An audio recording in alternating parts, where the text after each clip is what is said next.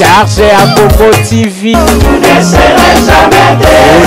Oza mwana mai nanga, c'est vrai, totanga kana yo ou bien to bandano et tout ça. Boloko. Tu vas en prison. En fait, c'est pas moi qui vais même t'arrêter pour la justice. L'État au biso tozoko. C'est pour ça que je dis biso tozoko ça parce qu'on va instaurer l'État de droit. Le PS tient vraiment à un état de droit. Notre combat, c'est l'instauration d'un état de droit. On changera nécessairement parce que, je répète, qu'on doit mettre sur pied un état de droit. Chargé à Coco TV.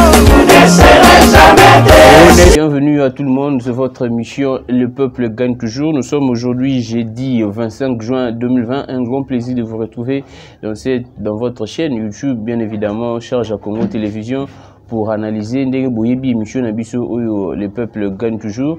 Nous sommes là pour vous donner des bonnes informations, de faire pour vous des analyses objectives pour que vous puissiez avoir les détails nécessaires et les détails vraiment réels de tout ce qui se passe, de tous les contours de l'actualité en République démocratique du Congo. Comme vous le savez, il y a de cela déjà il y a 2 jours passés, les peuples congolais, si je peux dire comme ça, comme l'intitulé de cette émission, le peuple gagne toujours, le peuple congolais, toutes les tendances confondues, le peuple congolais a descendu sur la rue pour revendiquer contre cette proposition de loi de deux honorables. Il s'agit bien de Monsieur Ben Minakou et l'honorable Sakata, je pense. Ce sont, il y a au total 3 propositions de loi. Le peuple congolais est descendu sur terrain pour dire niet à ces 3 propositions de loi qui tendent à la réforme de l'appareil judiciaire congolais. Alors, qu'est-ce qui se passe exactement? Bien évidemment, le peuple a reçu l'information. Maintenant, le peuple, je ne dirais pas ce que le peuple a compris, bientôt bien le peuple congolais a compris malamuté. Mais ce qui est sûr, ici, nous allons vous donner des précisions, toutes les précisions, comme je dis toujours. En fait, loi wana eza soubassement ya loi wana to banda wana pour population à comprendre. To bon ça va séquence ya mukie pour comprendre exactement to que non vraiment la été. Na début audio bana ba séquence ya mukie pour comprendre exactement. Soubassement ya oyo Ben Minakou na Sakata basali eza nini. Eza na article moko boye na loi portant na otangela bidongo pour comprendre loi portant organisation et fonctionnement ya appareil judiciaire ya mboka na biso loi na ezaki eza loi ya kala ba mekaki ko bongisango ko arrangeango et dernière version ya loi wana eza ko daté na 2013 et na kati ya loi wana eza na article 70 oyo epesi pouvoir na ministre ya justice sur sur ministère public, sur parquet, magistrat debout. Maintenant, Ben Minakou et Sakata, partant de cet article, ne sali par proposition ya loi na bango. Donc, le mal est déjà profond. Pour vous dire que à ta proposition ya Ben Minakou et l'équité, mais il y a déjà un mal. C'est depuis 2013 et c'était même avant. C'était même avant ça. En 2013. En 2013, bon, Ben Minakou a déjà na pouvoir à l'époque là, Ben Minakou a dirigé Azaki président de l'Assemblée nationale. En 2013, les lois Wanapé et Zaki ont été boutiqués depuis longtemps. Le complot, ils ont vraiment complot. Il y a Kalamaka. Si Charlie Kang va nous permettre, je vais prendre cette loi pour que vous puissiez avoir Bino Pende na Ebisa, Bino toujours na banda pour peuple congolais au Bolandanga de partout que non. Faites un effort de télécharger. Faites vraiment cet effort-là de télécharger. Loi Yambo Kanabiso. Loi est belé, mais faites un effort de télécharger ça. Bozala, Batu Bako Sabinote, Bako manipuler Binote. Le vrai problème est ça. Ben Minakou na Sakata. Le vrai problème, il faut peuple a remonté depuis 2013.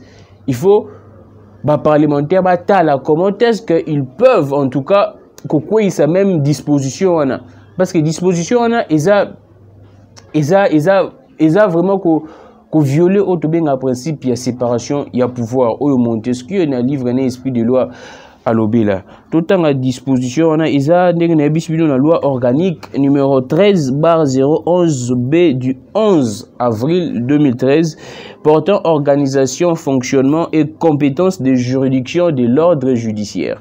Nabandeli loi organique numéro 13/011B du 11 avril 2013 portant organisation, fonctionnement et compétences des juridictions de l'ordre judiciaire. Token article 70, toujours qu'il y a un article 70, Charlie Kangazana Bisso, Arusunga Bisso, article 70 et l'obinini. Article 70 et l'obi de l'organisation. Les officiers du ministère public sont placés sous l'autorité du ministre ayant la justice dans ses attributions. Celui-ci dispose d'un pouvoir d'injonction sur les parquets. Celui-ci dispose d'un pouvoir d'injonction sur les parquets. Vous voyez bien que non. Bakour nyonso na ba tribunal nyonso, si je peux dire ba tribunaux, il y a des parquets où ezalaka na bakour wana. Et maintenant balobi que ministre de la justice azana droit, il y a injonction na ba parquet wana. Il exerce en saisissant le procureur général près la cour de cassation ou le procureur général près la cour d'appel selon les cas sans avoir à interférer dans la conduite de l'action publique. Nabandeli, les officiers du ministère public sont placés sous l'autorité du ministre ayant la justice dans ses attributions. Celui-ci dispose d'un pouvoir d'injonction sur le parquet. Il exerce en saisissant le procureur général près la cour de cassation ou le procureur général près la cour d'appel selon les cas sans avoir à interférer dans la conduite de l'action publique. Bomone sika soubassement ya makambo bemina kuna sakate uti wana. Maintenant, et uti ka rapport bemina kuna sakata te likambo oyo e bandi patunda ya kasende. Boye bibino moko question ya Patience Saïba. Patience Saïba ba pesa ye mandat d'amener, mandat de bandano na mandat invitation ayate, mandat de comparution ayate, tina mandat d'amener jusqu'à présent. Mais Patience Saïba ça nda kuni ana gombi. Ba avocat ne pe balobaka. Et selon l'information au dozanango makambo Patience Saïba bébé bien que Patience Saïba aza kasik ya FCC et Patience Saïba bato baza ko sala que Patience Saïba a se présenté entre autres eza ministre ya justice Célestin Tunda ya kasini o aza ya FCC bo mona kindenge nini moi be échange moko ya mabeza ki entre ye na ba procureur entre ye même na ba président ya ba juridiction Tunda ya kasinde wana. Et maintenant tangu Tunda ya kasinde tangu makambu ya honorable Jean-Jacques Mamba il est tant bakangi honorable Jean-Jacques Mamba tu vas interpeller baki kozwaye mandat d'amener pour la flagrance pour na makambu ya faux en écriture wana tant ba mimiye tant makambo ya Jean-Jacques Mamba il est ndé parlement invité qui Assemblée nationale invité qui ministre de la justice pour mais un peu éclaircir bango concernant makambo ya ba immunité parlementaire.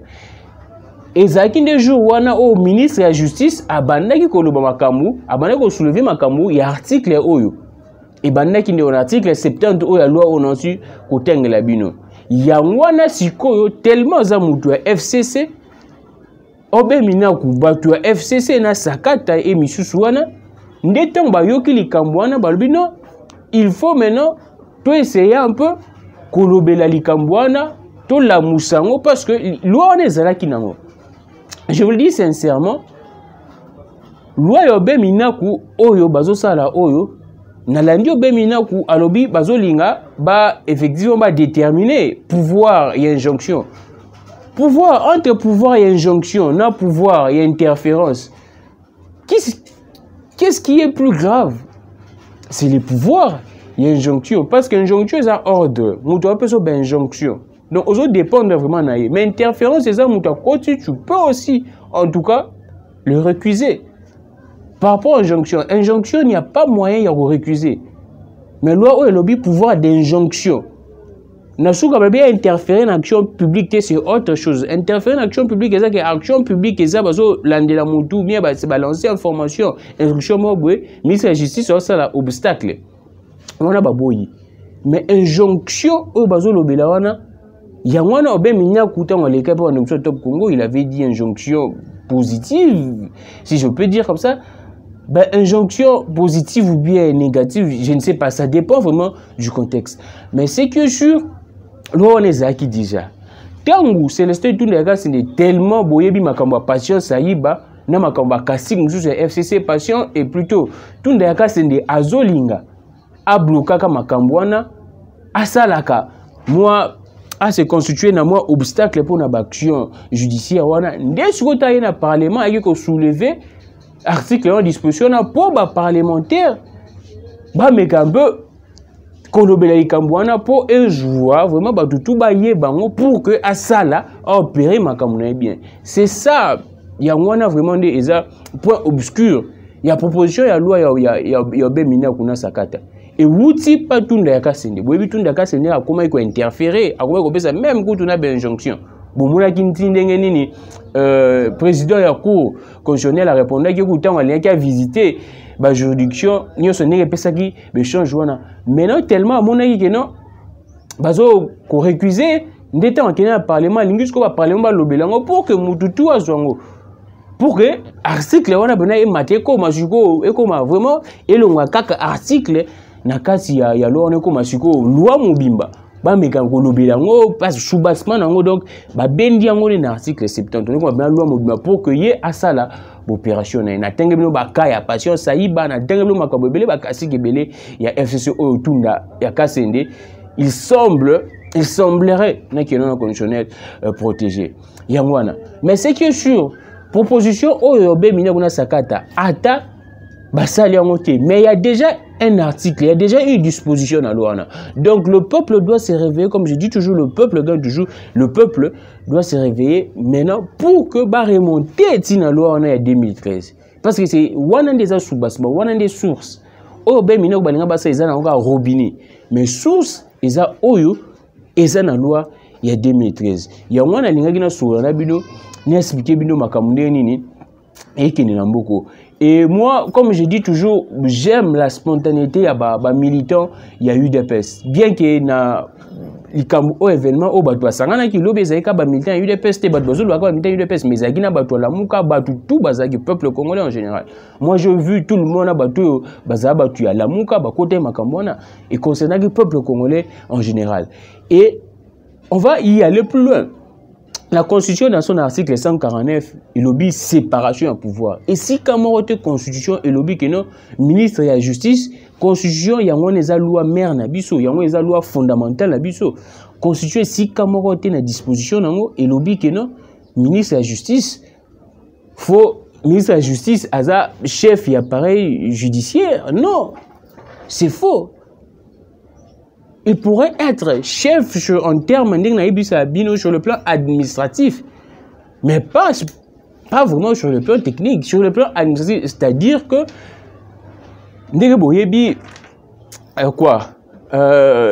justice pour fonctionner, ils ont besoin de moyens. Pour son fonctionnement, la justice a besoin de moyens et de tout le reste, un peu de l'organisation. Et c'est le ministre de la Justice, on a conseil des ministres. Il y a des moutouazas qu'on représente sur le plan administratif. Mais sur le plan instruction, action judiciaire, en tout cas, il y a séparation du pouvoir.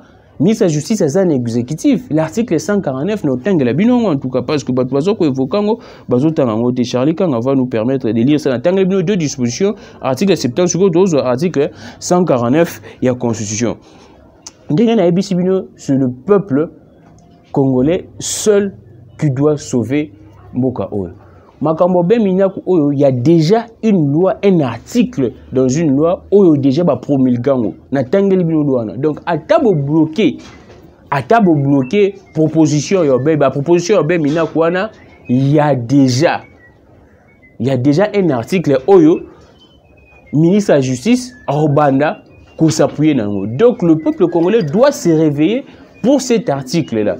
Pour que l'article wana cour constitutionnel et boyango ba jugeango inconstitutionnel en tout cas. Nous allons prendre l'article 149 pour monnaie. Et si Kamorote en constitution et PC ministre de la Justice. Donc il y a certaines dispositions même dans le code pénal.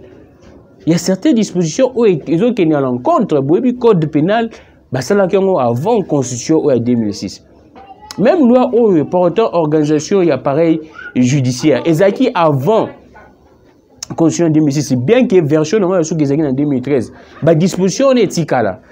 toujours à disposition de l'organisation institution de la République. Nous allons prendre le pouvoir judiciaire des dispositions générales. Article 149.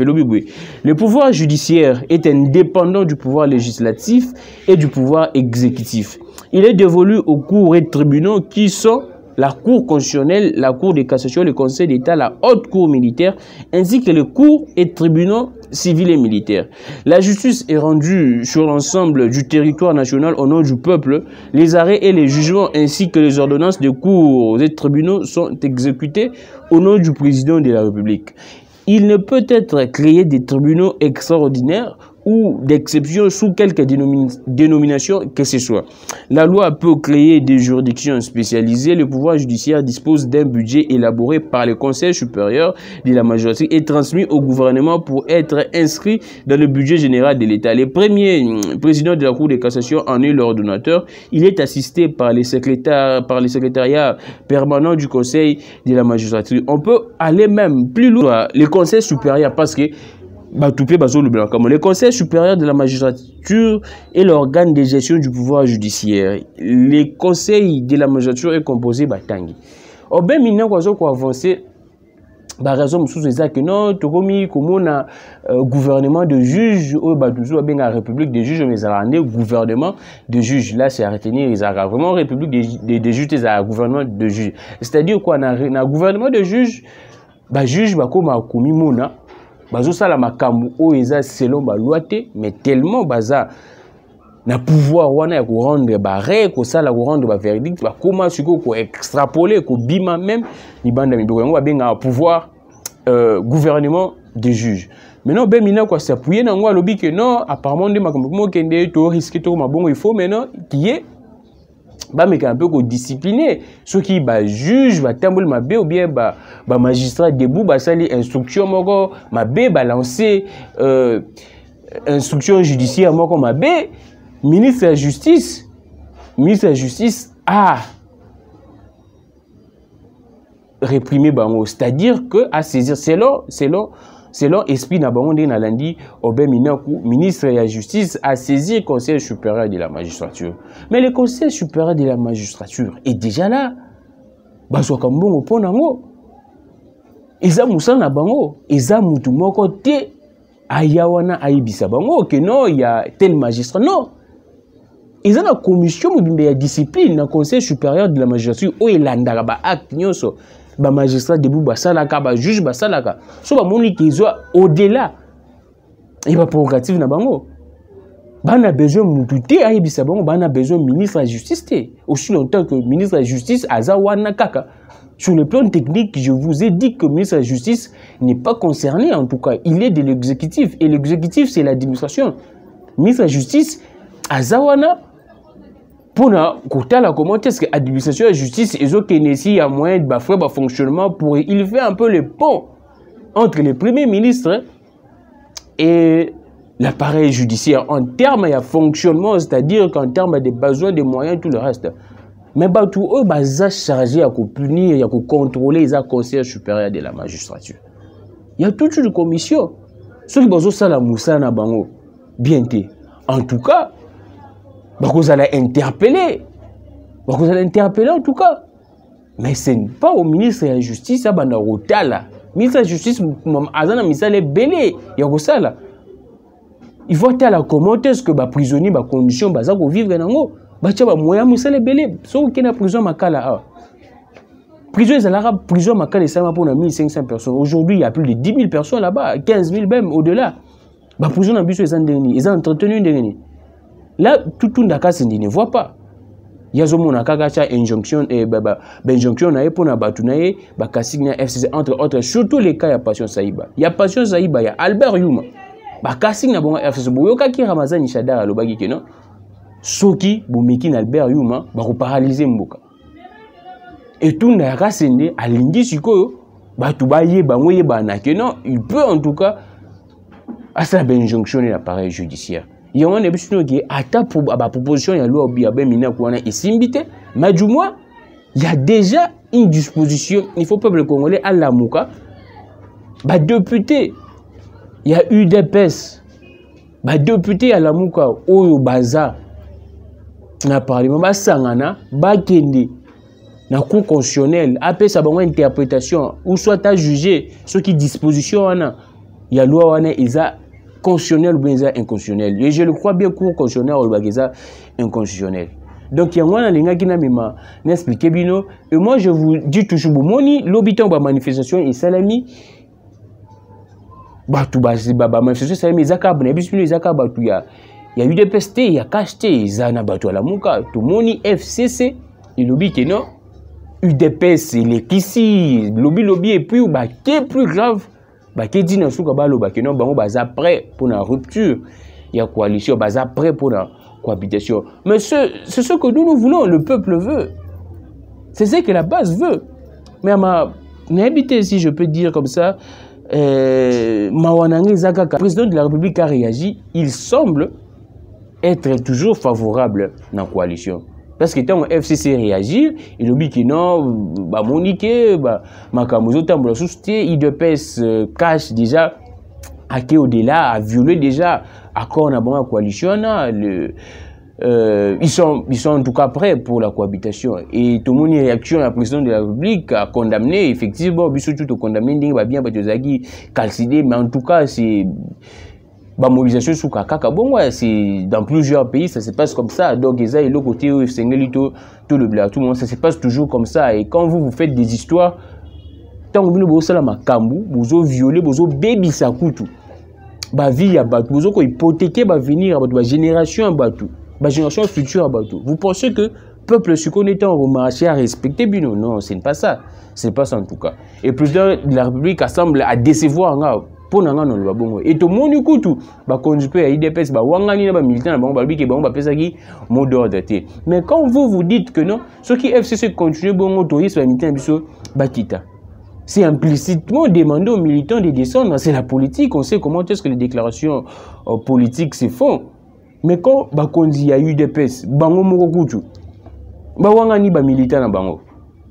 Tant ba militant bango moko, baolo bakuna keno to za batu eu des PES. Tant ba militant bango baolo to za batu ya le moko mais bino ba cadre parti bawangani. Et c'est pourquoi je dis toujours UDPS la base.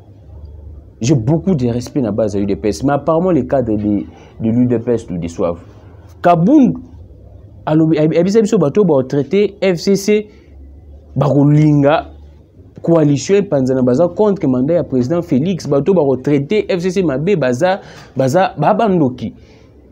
Et l'élo FCC et Tchépé Meni, Yewana Komi.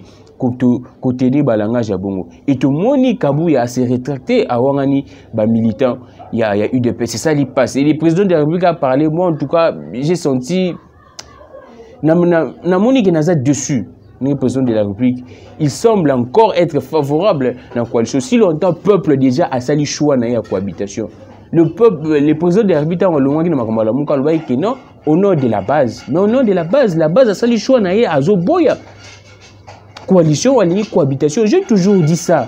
J'ai toujours dit ça en tout cas que non, c'est la cohabitation où sauve le peuple congolais. Joseph Kabila c'est le président de la République, qui n'a pas une cohabitation bon. Donc il n'a une cohabitation vraiment tout ça qui séparé bon. Tout ça qui séparé bon. Maintenant fortiori sur le président de la République, tout ça déjà un président, tout déjà président de la République. Merci beaucoup à tout le monde. Nous sommes à la fin. Demain l'obligation sous Makamusou actualité vraiment c'est belé tout la Makamundenge unité crédit ématique crédit comme 2200 2400 sans unité na mboka na biso économie ezo kitezo beba ya on to moni ku même Némi Moulani Makambo c'est ça Némi Moulani a commis donneur des leçons et tout l'obilango lobby tout remeka un peu ko bisabino. Comment est-ce que l'économie est gérée? Ils ont ça là, pas si makasi. Alors, libérons nos esprits de vivre l'indépendance, de l'esprit de jamais trahir la raison. Planche à billets, ils ont continué toujours. Et dans un mois après, un mois, bon, sous dollar et au matamakasi. N'est-ce que crédit déjà matin à 2200 euros. Boyoka crédit, boyoka taux. Dans un mois, 2 mois, on a 21 coups. Donc, l'objet pour expliquer nous Makambouana, libérons nos esprits que vivre l'indépendance de l'esprit n'est jamais trahir la raison gramique les grands. Au revoir, le peuple gagne toujours. Merci. Chargé à Congo TV. oza mwana mai nanga, c'est vrai, totangaka na yo, ou bien tobandano, et tout ça. Boloko. Tu vas en prison. En fait, c'est pas moi qui vais même t'arrêter pour la justice. L'État au biso tozoko. C'est pour ça que je dis, biso tozoko, ça parce qu'on va instaurer l'État de droit. Le PDS tient vraiment à un état de droit. Notre combat, c'est l'instauration d'un état de droit. On changera nécessairement parce que, je répète, qu'on doit mettre sur pied un état de droit. Chargé à Coco TV.